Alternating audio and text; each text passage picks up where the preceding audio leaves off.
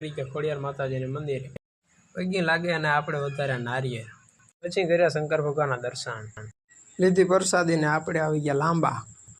ત્યાંથી નીકળીને મિત્રો આપણે ભૂગી ગયા હરસદ હાલો હવે જઈએ હરસદ માતાજીના દર્શન કરવા થોડાક પગથિયા ચડ્યા તો આવી ગયું માતાજીનું મંદિર